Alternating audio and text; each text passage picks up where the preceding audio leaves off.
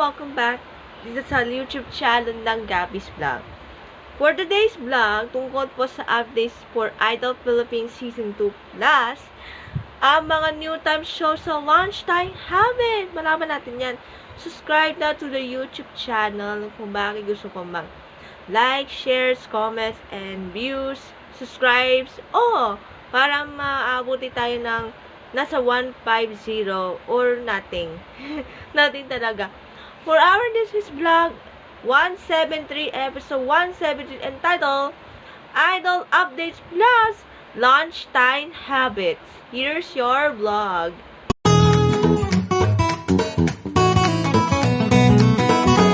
Okay, simulan na natin. Papanoorin natin about Idol last week. Panoorin natin.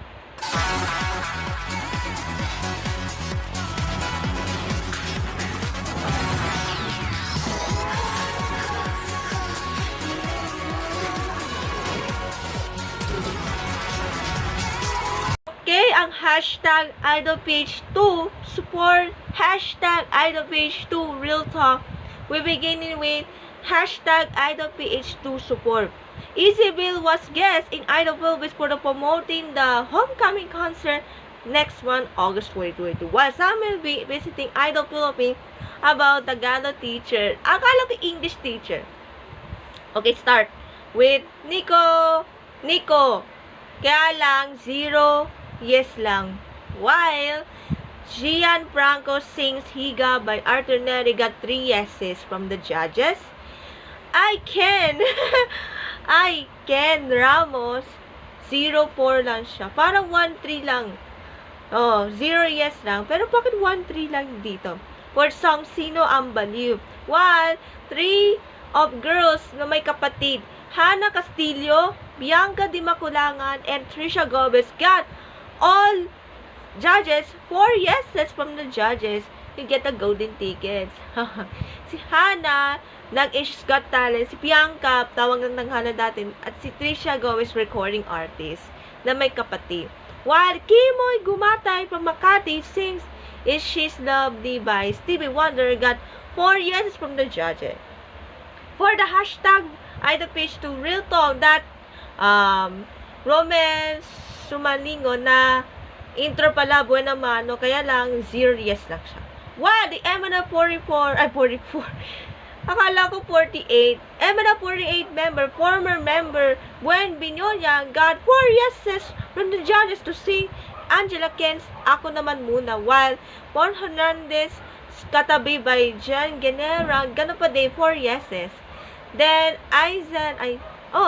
easier 2 yeses lang siya. Wag naman. Pero 3 yeses pa rin sa Benedict Binyonya.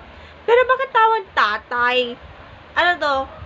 Dapat po, tinatawag na tatay, dapat kay Benedict, kuya na lang. Yan po ating this week's vlog for about Idol. Mamaya, itutuloy na natin ang lunchtime habit. Abangan this coming weekend. We have Brian Chong, Chloe Redondo, and Nisha Bernada this weekend on Idol Philippines. This Saturday and Sunday on ABS-CBN platforms and the day talakas on TV5. Now, it's time for, alam ko na to, lunchtime time. Paronin natin.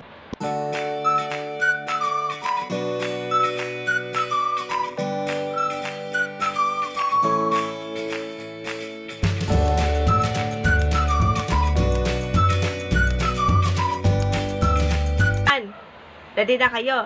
Una man natin yung Eat Bulagas Grand Finals ng Dancing Queen, kung saan ang Grand Champion ay Tubong Bulacan.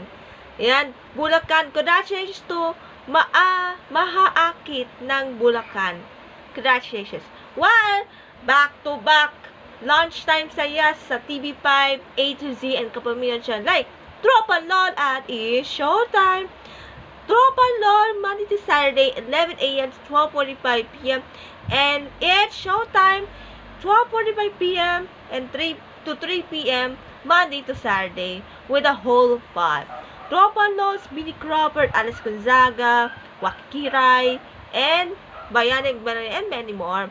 Showtime, Bong Navarro, Vice Ganda, Ann Curtis, Kim Chu, and more. Watch na kayo, mapapanood ang dalawang New Time Habits sa Kapamilya Channel, A to Z, and TV5. Again, Kapamilya Channel, A to Z, and TV5 Plus. Available pa rin ang Kapamilya Online Live, I1 TFC, and the Filipino Channel. Available na po ang mga 2 New Time shows mapapanood on the Philippine Variety Show.